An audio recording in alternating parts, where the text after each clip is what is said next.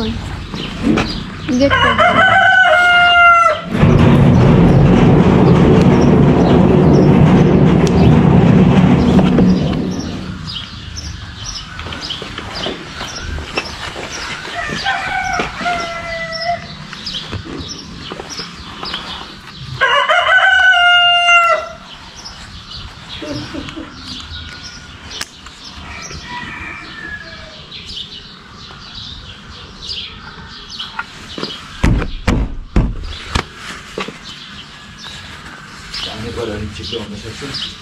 अन्त ओके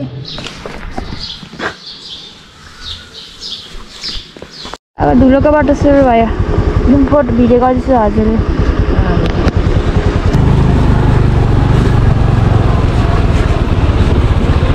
अगाडि आइ पनि केही हुँदैन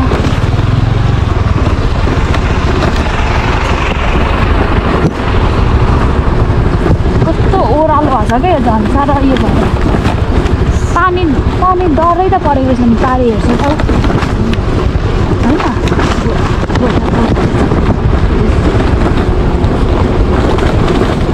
अगाडि आइ नि केही हुँदैन क्या म खुट्टाले अडाइरहेको हुन्छ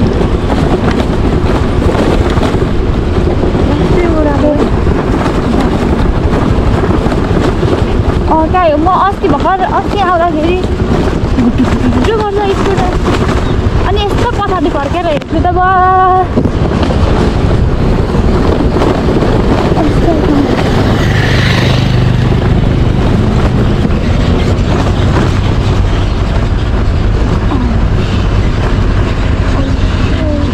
बन्द गरिदिन्छु यहाँ चाहिँ मेरो स्कुटर फर्स्ट अवस्था छ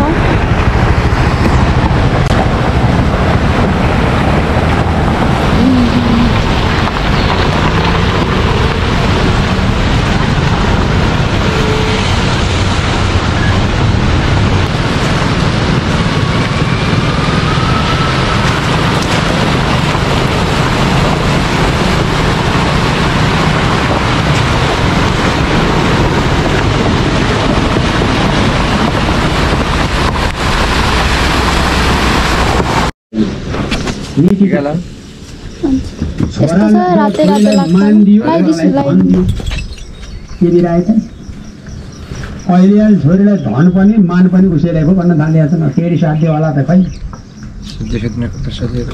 उसैदेखि बाबुको क्रिया जब छोरासँग कपाल खौरिएर बस्नु न त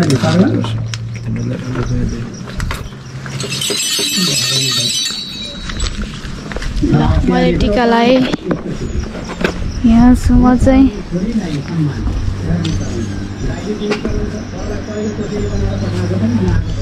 अहिले चाहिँ फाइनली घुर्मी आइसक्यौँ अनि घुर्मीमा अब खाना आँटेको डाइरेक्ट हामी यहाँ आयौँ अहिले पनि एकदमै धेरै अर्जेन्टमा नि आएको म चाहिँ अनि अब फेरि भोलि बिहान एकदमै बिहान म काठमाडौँ ब्याक भइहाल्छु अस्ति पनि अर्जेन्टै काठमाडौँ गएँ फेरि ठिकै छ जे पनि अहिले चाहिँ अर्जेन्टमै भइरहेको छ एकदमै धेरै गर्नु परिरहेको छ okay I am happy and I am doing my best no worries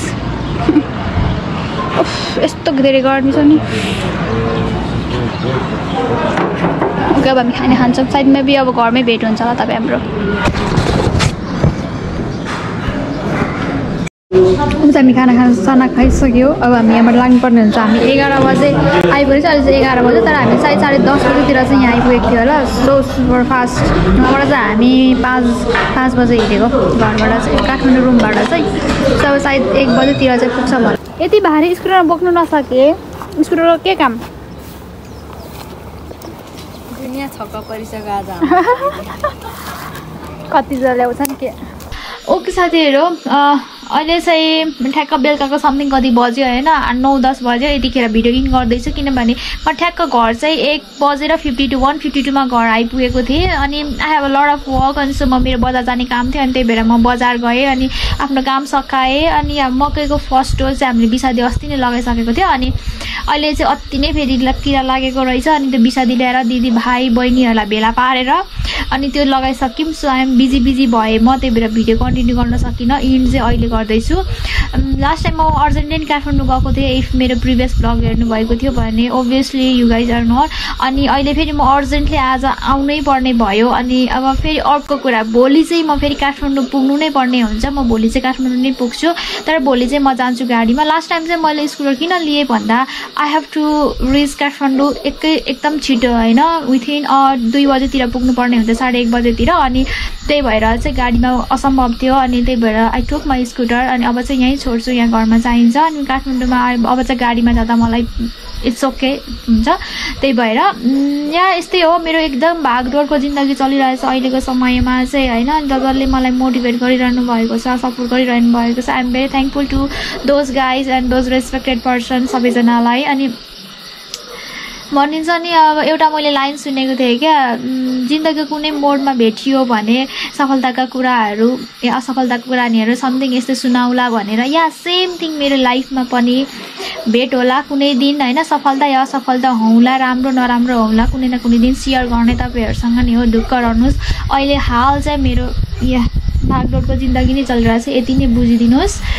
अनि अब भोलि म बिहानै जानुपर्ने हुन्छ। थ्याङ्क यू सो मच साथीहरू सबैजनालाई होइन। तपाईँहरू ह्याप्पी रहनुहोस्, सेटिस्फाइड रहनुहोस्। मेरो जिन्दगी जस्तो भयो भने I am happy with this life. म ह्याप्पी छु एकदमै होइन। यो लाइफ पाउनु एकदमै धेरै ग्रेट छ मेरो लागि। हुनसक्छ यो अहिलेको मेरो एकदमै धेरै परीक्षा लिन सकेको हुनसक्छ, भगवान्ले भन्छ नि। या सेम थिङ मेरो लागि पनि त्यस्तै हुनसक्छ। मैले हार खाएको छैन साथीहरू, not that so big problem. तर पनि अहिलेको लाइफ भनेको एकदम मनले सोच्ने मेरो एउटा सिचुएसन रहेको छ। अनि I am trying my best. Thank you so much. अब कतिचोटि थ्याङ्क यू भनेर, मसँग थ्याङ्क यू भन्दा अरू केही नै छैन। अहिलेसम्म हेरिदिनु भयो। Do like share and subscribe to my channel. अनि भयो भने कन्टिन्यू रह्यो भने अर्को ब्लगमा तपाईँहरूलाई म भेटाइ नै हाल्छु। If not then also please wait गरिदिइरहनुलाई। Okay, bye bye and same have a safe journey for tomorrow. Bye guys.